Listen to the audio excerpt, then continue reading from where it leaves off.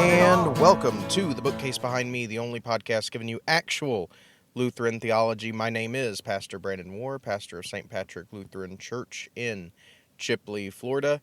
Joined as always to my proverbial left. Oh wait, no, there is nobody on my proverbial left because this is a solo show for me.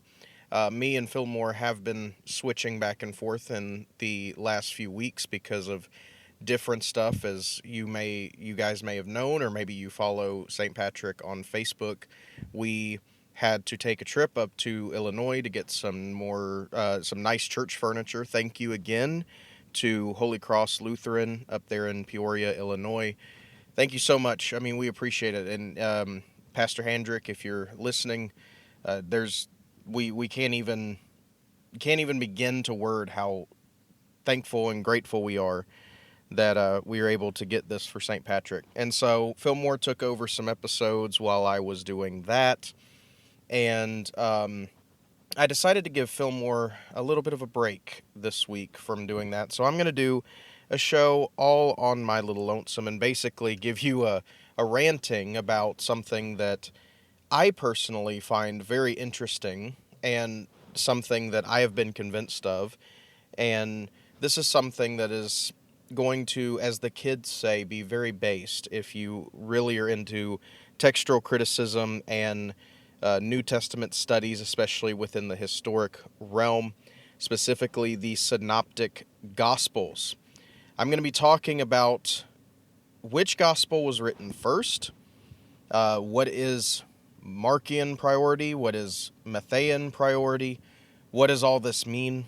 Well, to get you started on a little bit of an introduction. So, everybody is taught in every single seminary, in every single college these days, the majority opinion of the scholars and the big wigs up there in their ivory towers, that Mark's gospel was written first. That is called Markan priority.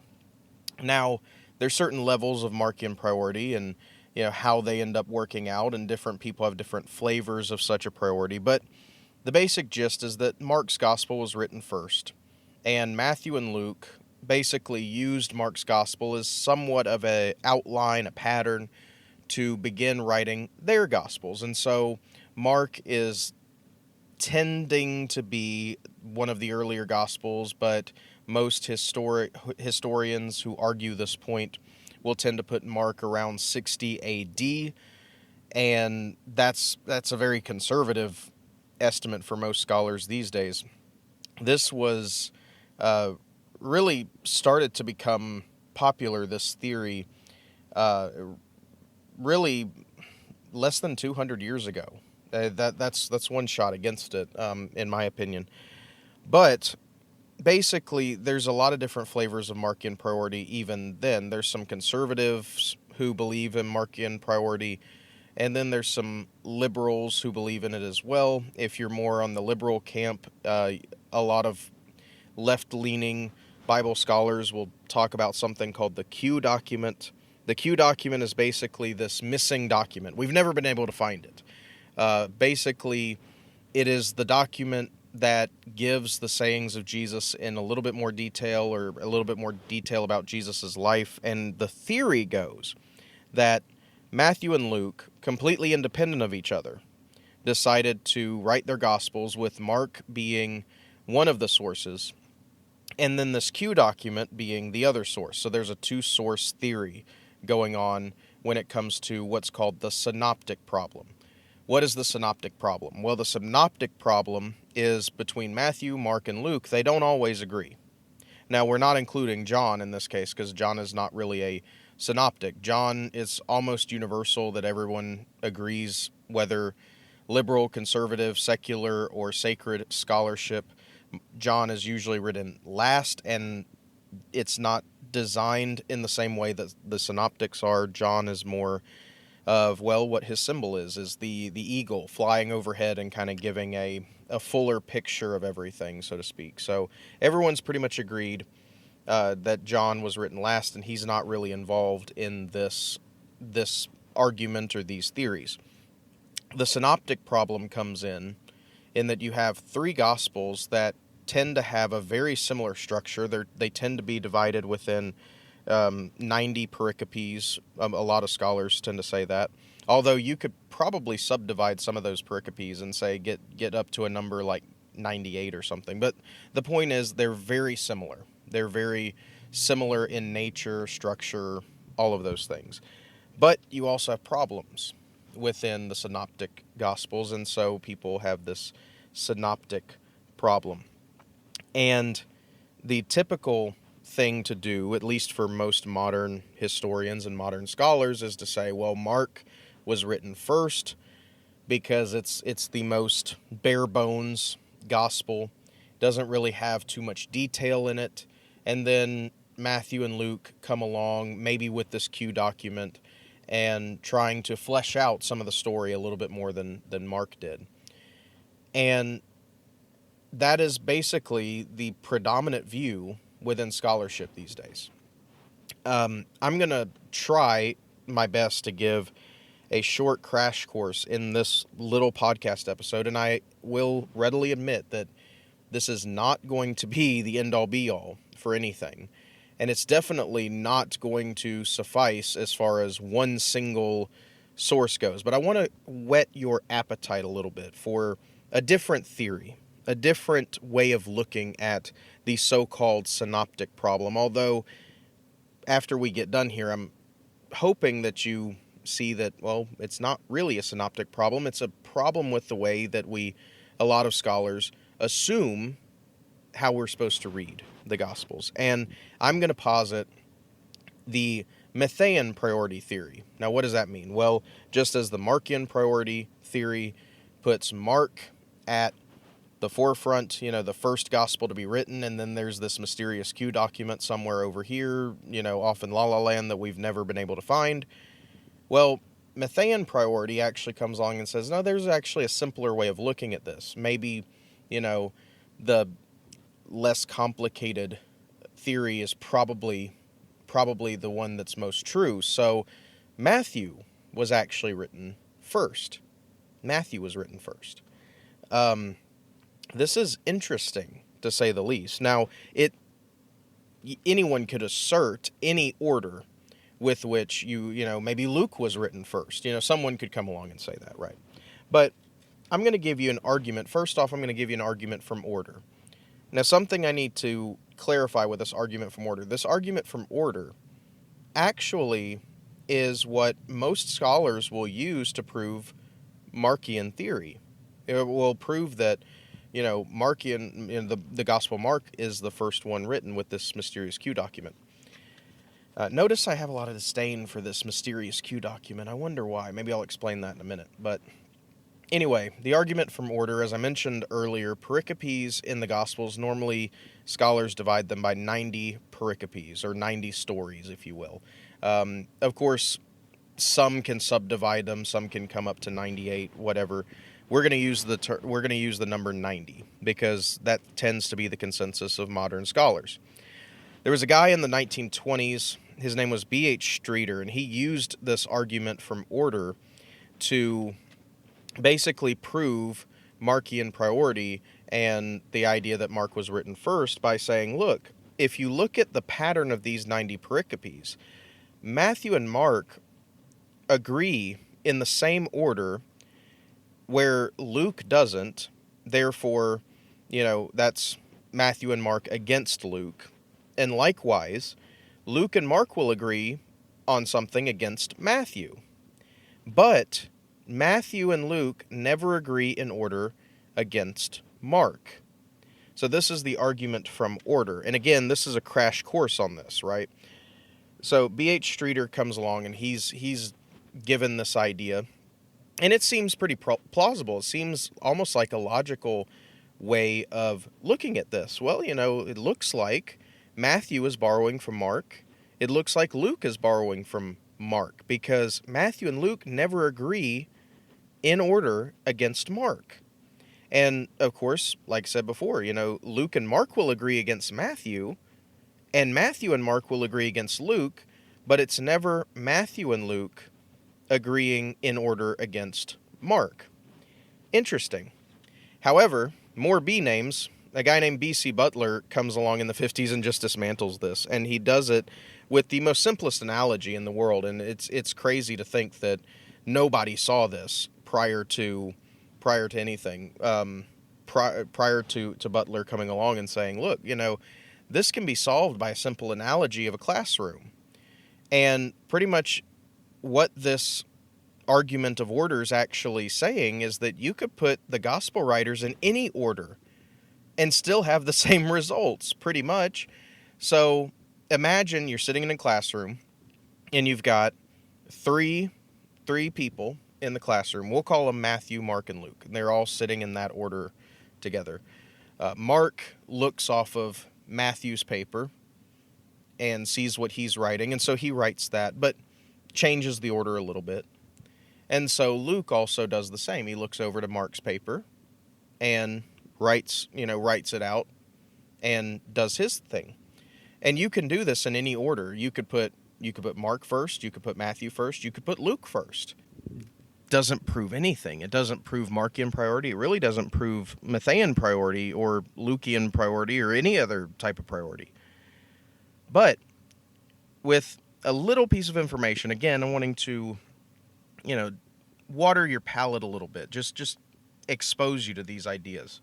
I think that the argument from order actually places Mark's gospel more likely as the third gospel to be written, and Matthew is the one taking priority. Matthew is first, and Mark is third. So the first thing we have to understand from the argument from order when it comes to Markian priority is that there seems to be an order, again, going back to what the argument actually is, an order by which Mark agrees with Matthew or Luke, and the assumption there is that Mark being written first, then Matthew and Luke, independent of each other, are borrowing from Mark and then a little bit from this Q document.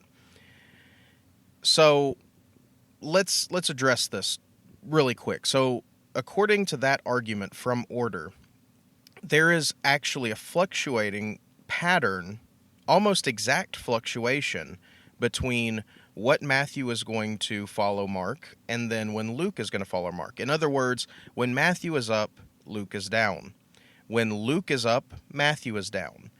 And they follow that almost precisely.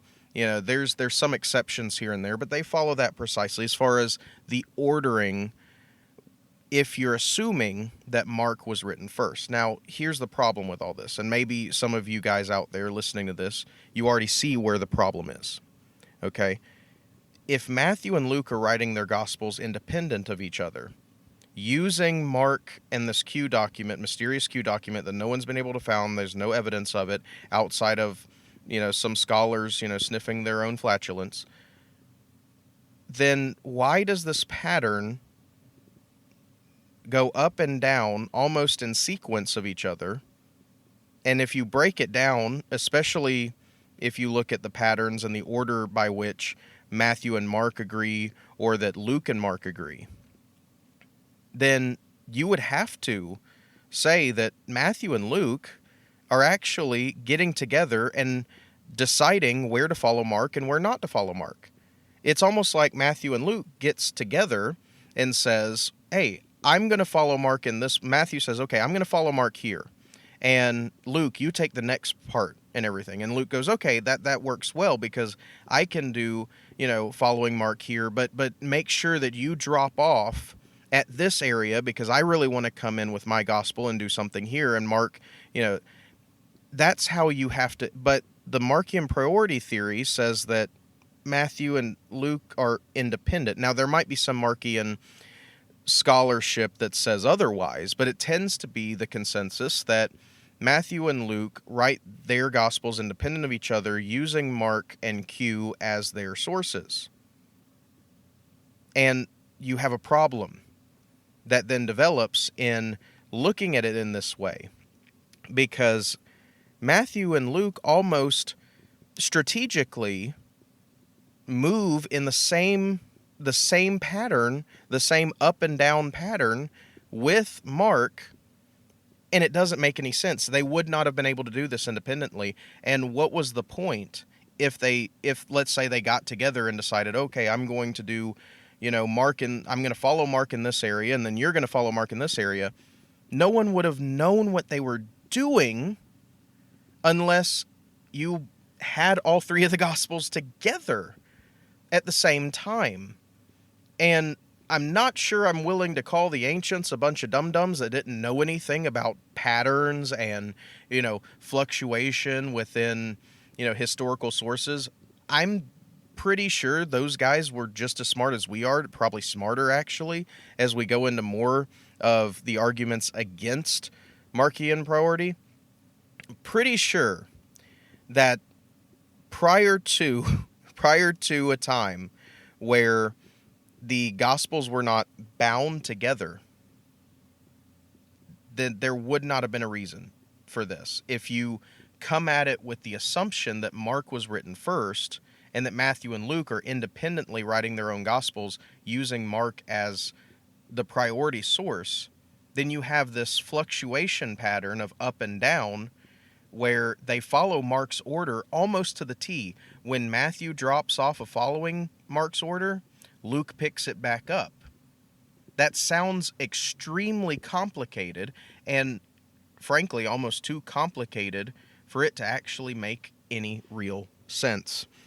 And surprisingly enough, a guy named Malcolm Lowe in 1982 writes a paper that actually calls out these type of arguments and actually says, look, the argument from order actually has mathematical ways of working only towards Mark being the third gospel to be written and Matthew and Luke being first.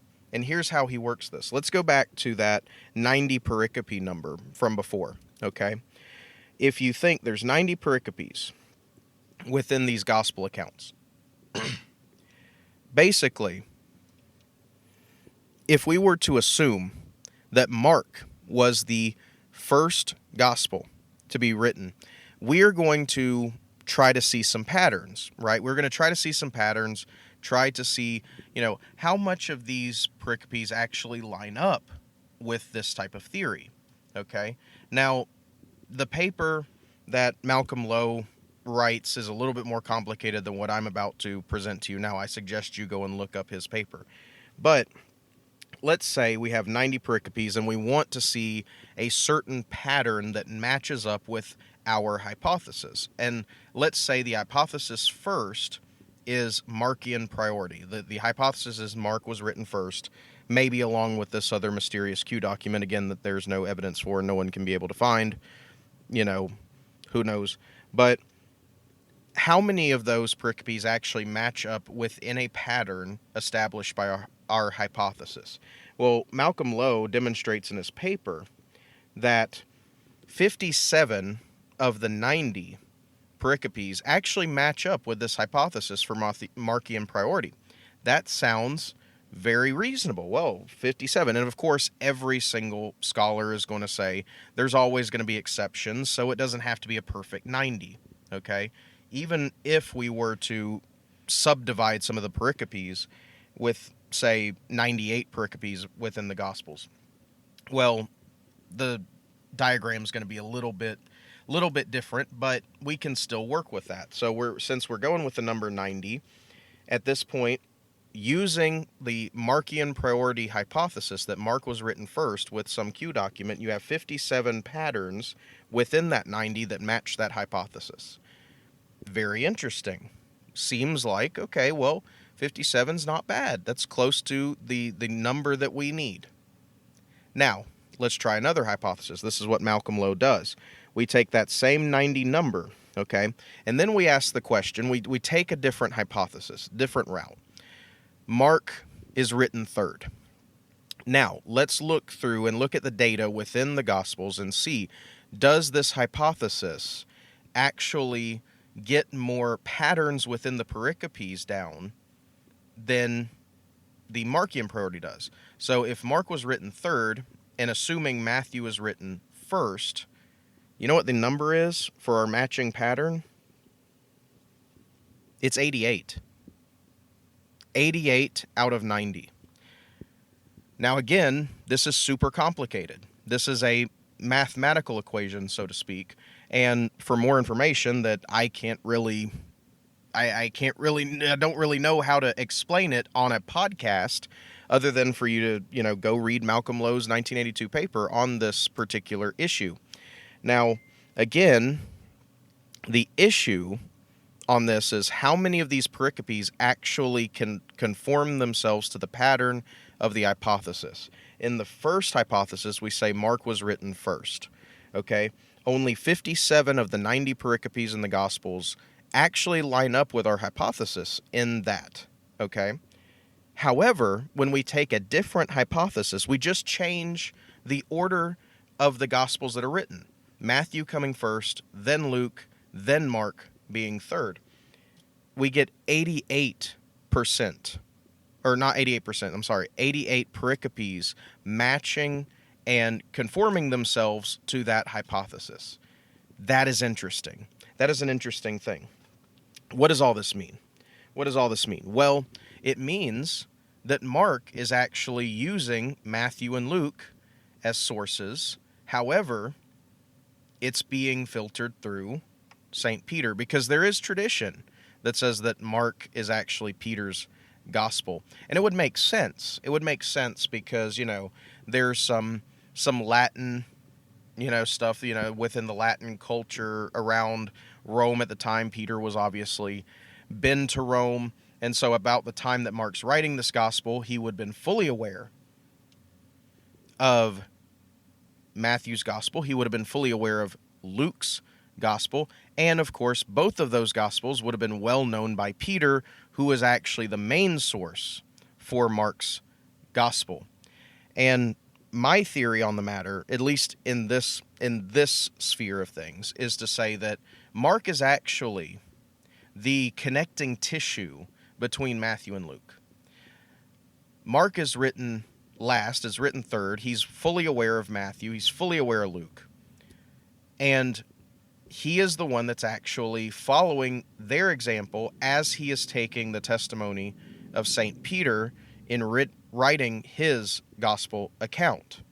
And what that means is that you have now a connective tissue between the very Jewish and very Semitic gospel of Matthew to the very Greek and very Gentile gospel of Luke. And you have Mark in the middle, hence why the church has always put Matthew, then Mark, then Luke, because Mark seems to be the connecting tissue between the two.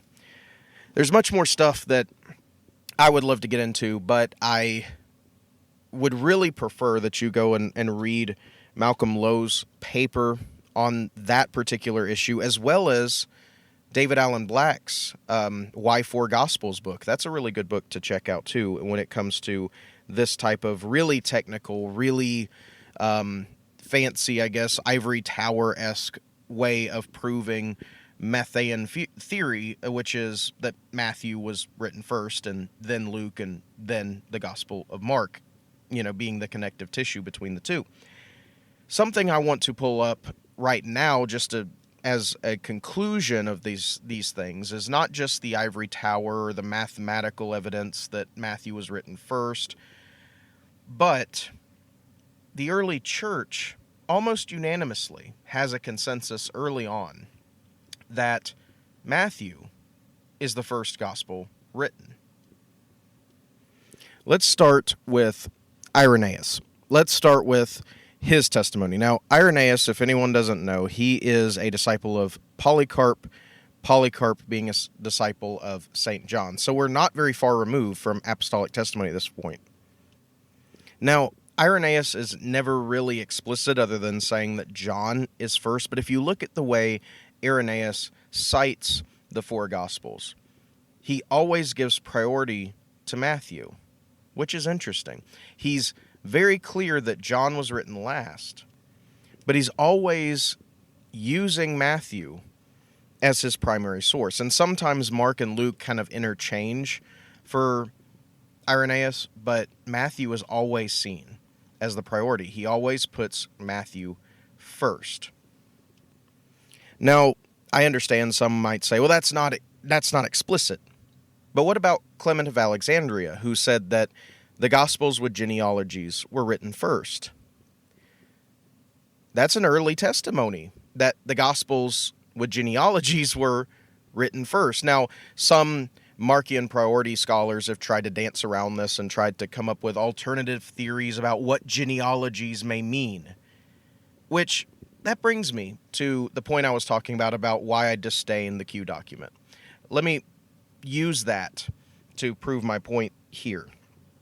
When unbelieving scholars, or even, Christian scholars that want to have a seat at the table of academia, want to posit a certain theory, it's funny that people who will tell us over and over again that they will not accept anything without evidence, tend to accept everything without evidence, as long as it agrees with their attack on the scriptures.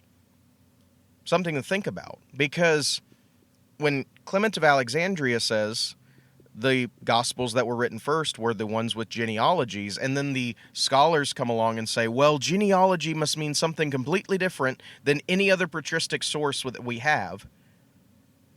Or you could just look at it simply and say, well, no, the patristic sources actually disagree with your theory, and it means that the ones with genealogies, namely Matthew and Luke, those Gospels, were written first. Maybe Clement actually knew what he was talking about. And it's the same with this Q document. This Q document, there's no evidence for this Q document other than speculation. And if speculation were evidence, then every single, gossiping busybody has evidence of ill will on every single person they want to talk smack about. Speculation is not evidence. Speculation has nothing to do with factual testimony. All you have is an assumption with Markan priority. Markan priority literally is nothing but an assumption, and that's why the Q document has to be inserted somewhere. Because if Matthew and Luke aren't written first before Mark, and Mark is written first for whatever reason, then you have what's commonly called the synoptic problem. Why can't they all agree? Or if Matthew is written in a specific context for a reason, to declare Jesus to be the Jewish Messiah, and then Luke comes along and says, well, now we have a Gentile church. If you think about it this way, Matthew is the gospel of Acts chapter 1 to chapter 12. You think about, what's the focus of Acts chapter 1 through 12? It's Peter. And the fact that they're mostly Jewish believers in the church. And of course, you get to, the Gentiles are starting to be included in the church, towards the end of that. But it's mostly about Peter. And then you get to 13 onwards. It's Paul. It's Paul's book, in a sense. Luke is writing this in a noticeable pattern, okay? Matthew is the gospel written for that early part of the church that was mostly Jewish, and to show that the Jewish Christians had a right to exist and Jesus was the true Messiah. And then, of course, Luke comes along with a much more Gentile gospel written to a Gentile audience. Of course, both of these, we're doing some scholarship here. I haven't actually talked about inspiration and inerrancy or anything like that, but we as Christians actually believe that the Holy Ghost did this on purpose, and he did this in a way that actually makes an infallible record of what happens, which is why the early church tends to talk about not the four Gospels, but the fourfold gospel. The fourfold gospel. And this is why, at least for Lutherans, even to this day, Lutherans will actually, in the divine service, will say the gospel according to Luke, the gospel according to Mark, the gospel according to John, because it truly is a fourfold gospel, because that's the way the Holy Spirit intended it to be, But again, most scholars who are, up their own heads about this will tend to say, we're being religious fanatics and, we don't have any evidence for our claims. Well, you don't have any evidence for yours. You assume that Mark was written first, and then you assume a Q document that no one's ever found. Okay, that's your evidence. My evidence that Matthew was written first is mathematical, early church testimony, and also internal evidence. And it makes sense with the timeline. Now, getting back to Clement of Alexandria, his statements, there's really no way to jump hoops over this, folks. Clement of Alexandria is very clear. The Gospels with genealogies are the first to be written. That's an early testimony we have of the ancient church. And there's some, I would be remiss, even though Origen is, not really a church father, he's kind of a heretic, but Origen does say that unequivocally Matthew was written first. Eusebius says that Matthew was written first. Jerome tends to think that Matthew was written first. Augustine thinks that Matthew was written first. There's a whole consensus of church fathers that put forward this idea that Matthew is actually the one that is written first. And that's what I want to posit today.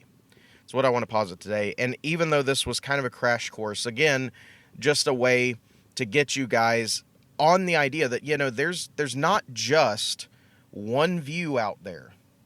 Sometimes it can seem that way, especially if you've gone through seminary, like you're a pastor or something, you've gone through seminary, and this is the primary thing. This is held up as being the majority opinion. Sometimes the majority of scholarship, and especially in this modern age of scholarship, that tend to think that they've got it figured out and they've unlocked some sort of secret key, almost like some new form of Gnosticism. They tend to throw out a lot of babies with bathwaters, and they tend to ignore evidence when it doesn't match their particular theory. So just be aware that there's other theories. Be aware of it and look into it. Again, I talked about Malcolm Lowe's paper, B.C. Butler, guys like that. David Allen Black is a guy that does a lot of compelling arguments for Matthean priority. I would check those guys out, and I would definitely look more into this, especially if you want to defend the Bible from attacks from modern-day scholarship. I think that this is some good starting material for you guys. And with that, I'm going to sign off. This has been my crash course, all over the place, rabbit hole against Markan priority and for Matthean priority on the Gospels. Hope that you guys followed that pretty well. And until next time on BCBM.